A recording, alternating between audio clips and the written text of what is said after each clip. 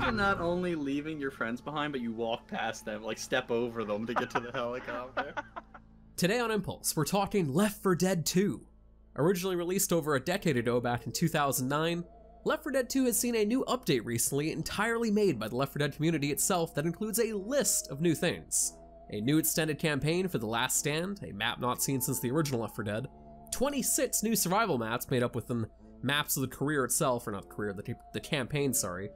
And Scavenge Mode has 4 new maps, 2 new melee weapons, a pitchfork and a shovel, as well as plenty of quality of life updates and improvements ranging from new animations, official implementation of Counter-Strike source weapons in all servers, formerly unused dialogue now restored to the game, PvP enhancements and fixes, new paths for zombies as an example, versus survival mode added to the main menu, Left 4 Dead 1 common infected models with doors, so no more Left 4 Dead 1 zombies just getting shot and kind of ragdolling. They have all the full door now to blow their heads off, their waists apart, the whole thing. Extra doory unless you're living in Germany. New mutations such as Rocket Dude, which allows you to shoot a grenade launcher into the ground and not fly over invisible walls. And the tank run mode, which is just, you play the campaign mode, but everything is just tanks. That kind of sums up that. UI improvements, and a ton of bug and exploit fixes. But, is all of this still worth playing, Justin? Certainly. Definitely worth playing still. You know, every, I think, year or so as is, I already went back and played through Left 4 Dead with a group of friends. Usually around Halloween time, as, you know, you would for spooky zombie games. And it was always a good time, but now we got all this new stuff, so it was even more exciting this time. Yeah, I've personally put like almost 1,000 hours into Left 4 Dead 2. And most of that was playing created campaigns and stuff and modes. Like, I would play the wacky 20 versus modes a ton, and those were an absolute blast. And I have versus survival, which is even more wild. There was like a period in my life where like I'd get off work, I'd play a few hours Left 4 Dead 2 nearly every day because I was just obsessed with the community created stuff, or just simply replaying No Mercy for the millionth time, which to this day is still maybe my absolute favorite campaign. Yeah, I remember Left 4 Dead 2 specifically being the reason I got my first graphics card. I went to Best Buy. Here. I spent $80 on an NVIDIA 9500 GT.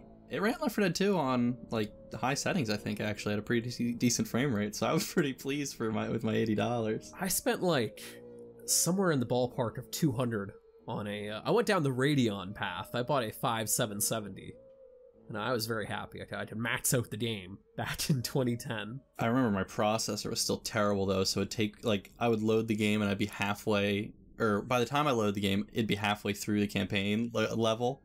Like, level 1 would load at the campaign, and everyone would be like, why the hell are we waiting on this guy to join? Because the rest of my PC was so slow, but I have fond memories.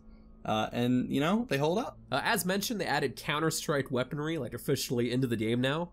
And the knife, for example, although cool, I wish it hit faster. It just feels like it's a reskinned machete. Yeah, it feels really slow, considering it's an extremely small weapon, but also, like, in Counter-Strike, it moves super quick. And I guess I'm so used to seeing that animation. I have that drilled into my head for, like, a decade of the super fast CSS knife animation. And that's not here. Yeah, I was the same way, funny enough, with the Left 4 Dead 2 crowbar. I'd played so much Left 4 Dead 2 over the past couple of years. Not couple, like decade, I should say. So when I finally got back to replaying Half-Life 2 earlier this year, the crowbar animation for that was just so off for me. Like, Half-Life 2's crowbar hit is so bad. Overall, I think both of the new melee weapons feel, or not both, there's a couple, actually. No, there's both. No, 3.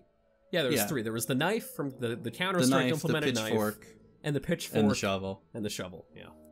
But yeah, overall they all feel a little bit strange to use, a little janky. The knife still feels fine in my opinion. I just wish it was faster, but the pitchfork specifically feels real jank. I don't know, there's something off about it. Well, you would think that things would get stuck to it, right? Like, you wouldn't slash with a pitchfork, you would stab. And that's not something you can do in Left 4 Dead 2, so understandably, it doesn't do that. But you feel like zombie bits should get stuck to it. Yeah, but it also does like a stabbing motion too, which just, it feels weird. Well, yeah. But as for the new campaign itself, the Last Stand campaign, it's super brief. It's only like 2 or so maps. But overall, I enjoy it. I think that the finale is really good. The finale really broke our balls on that second attempt. We were getting absolutely wrecked, because we were trying to play with randoms, which never works out well. Yeah, we didn't have too much of a problem our first time we did it, but that second time, I mean... You had you were fine. I wasn't fine. I got abandoned. Some accidents happened. I wouldn't call it an accident. We tried to go back. We really did. We tried our hardest. I'll let the footage be the judge on that. Wow, that kid sucks, bro. Oh, darn. But that second time, there was like the 3 tanks absolutely coming in and destroying us. There was probably every type of special infected that could pin you down right next to each other in a row, like Smoker, Jockey, Hunter. Jockey's had a fun time with you. I was having a rough time with the Jockey. Guy kept jumping on me, pulling me all over. Scared you at one point? You turned around thinking it was a Jockey and he was just whacking you? I was getting melee attacked, so I turned around expecting it to be a normal infected. But no, it was a special infected. It was a Jockey, and it scared me. I moved backwards because I was like, oh no, Jockey here, and I fell off the roof. But overall, Left 4 Dead 2 is still extremely fun to replay in. With all the different like modes and mutations, there is just so much replayability here. Like they've been doing kind of that service model we've seen a lot of games today, back before it was called the service model. Like there's just so many various ways to replay this game now. It's nuts. And the irony is that like the service model was mostly done by the community in this game. But yeah, I mean, that's sort of the Valve way, right? I mean, Bethesda to some degree too, where you have such a strong PC modding community that if you let them sort of take the reins. But to Valve's credit, I do remember when the game did come out, for a while they had those mutations, like they would rotate new ones in pretty frequently. Obviously, they don't really do much to add stuff now past this. I mean, this is called The Last Stand, I assume. This is the last update we'll get, but there's a ton in there as is. Yeah, definitely. We did try out the 2 new mutations, which are like Rocket Man, which is just like they add a grenade launcher that allows you to basically jump with the grenade launcher ability and a little bit higher into the air. And that's cool, but I feel like the invisible wall is still kind of hampered a bit. Like there were buses I was trying to hop over with the grenade launcher that just wasn't allowing me to do that at all, which felt a bit weird. Yeah, and it also activated the slow-mo, it seemed, which not crazy was about really that. kind of distracting. Like it went to like a bullet time type of deal, but I don't know what activated it, and every time either I activated it on accident or Dan activated it, I just got annoyed. I just didn't want it to go slow. And then there's also the tank run mode, which is a blast. It's basically just it's just tanks. There's no other special infected or no other zombies. It's just dealing with tanks the entire time. We played that on No Mercy, and we were doing fine up until the hospital. The hospital is incredibly linear, and that made dealing with tanks an issue. Right, tanks and corridors where you can only go one way ain't great. Plus the elevator. Yeah. Whenever there's a mode where it's like, yeah, press a button, hold out for a little bit, and it's just nothing but tanks, it became an issue. But other than that, even like without the Last Stand update, in terms of just like raw community made content, it's all still there. Like there are still the wacky 20 vs 20 survival modes and versus maps that are a lot of fun, if not really janky and customizable, because we played a few 20 vs 20 versus matches that were modded up to an extreme.